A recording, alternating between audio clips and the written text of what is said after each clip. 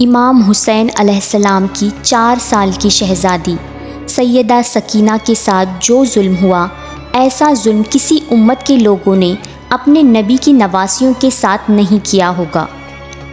امام حسین علیہ السلام نے فرمایا، مجھے وہ گھر اچھا نہیں لگتا جہاں سکینہ اور ام رباب نہ ہو۔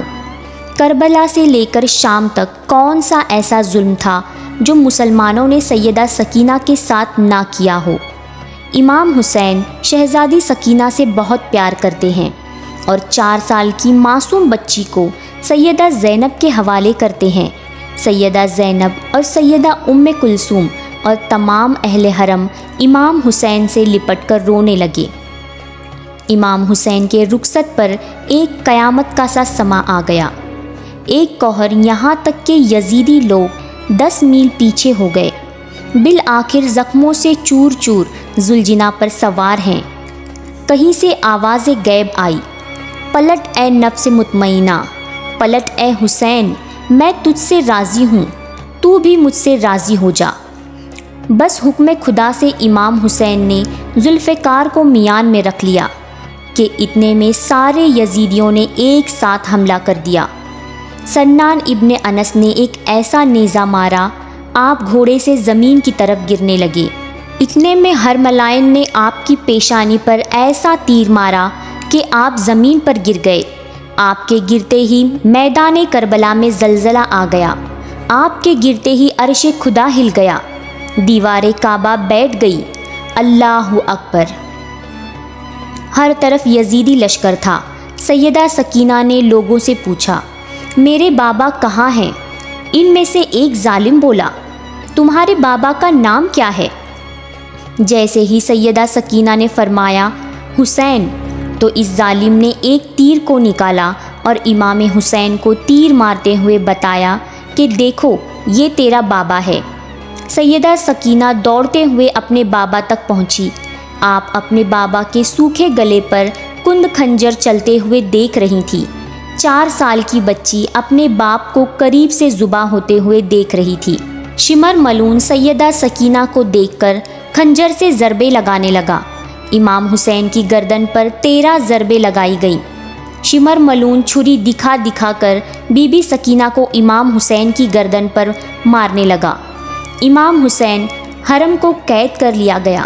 کربلا کے بعد ایک مرتبہ ایک شخص نے مدینے میں امام زین العابدین سے پوچھا، اے نواسۂ رسول، بس اتنا بتا دیجئے کہ پہلی مرتبہ خیموں میں آگ لگی تو چھوٹے چھوٹے بچے کیسے خیموں سے باہر نکلے؟ سید سجاد کے ہاتھوں میں تسبیح تھی۔ آپ نے روتے ہوئے فرمایا، جیسے تسبیح کے ٹوٹنے سے سارے دانے بکھر جاتے ہیں۔ سر کو نیزے پر دیکھتی ہیں تو رونے لگتی ہیں۔ جیسے ہی بابا کی یاد میں روتی ہیں تو شمر ملعون تماچے مارنے لگتا ہے۔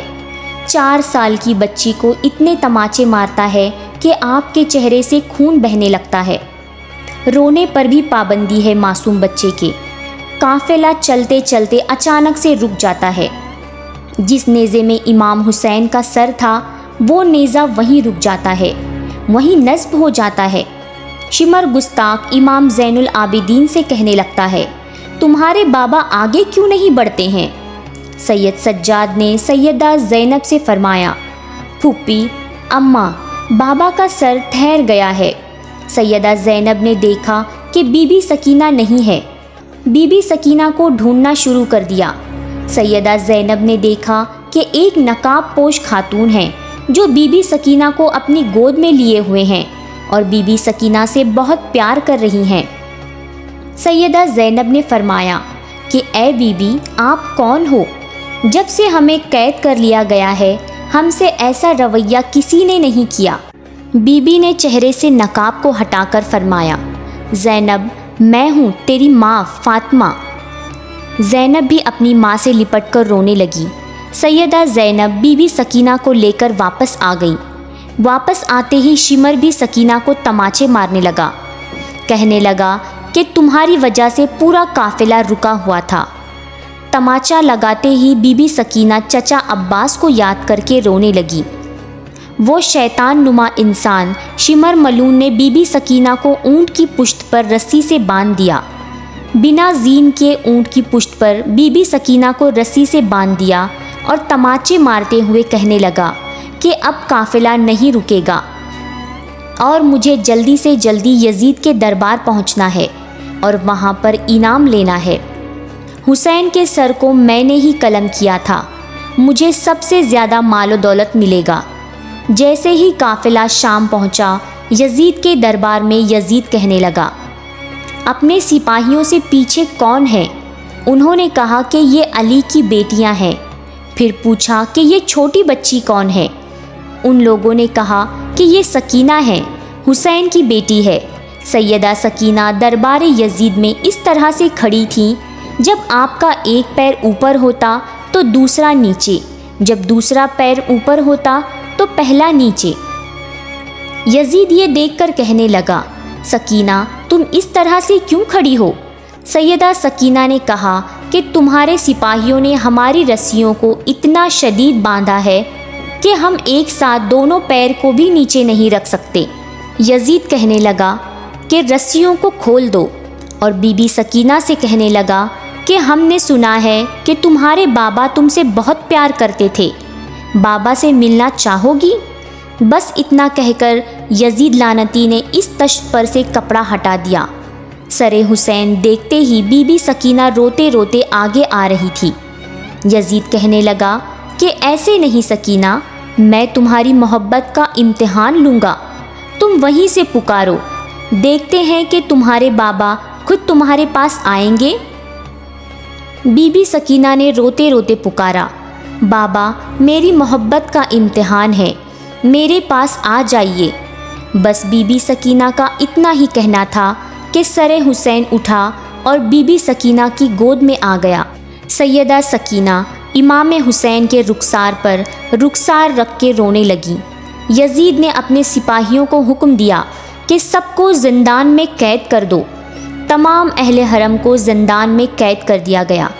زندان کے ایک گوشے سے جب پرندے آتے جاتے تھے تو بی بی سکینہ اپنے بھائی امام زین العابدین سے پوچھتی تھی کہ بھیا یہ پرندے کہاں جا رہے ہیں؟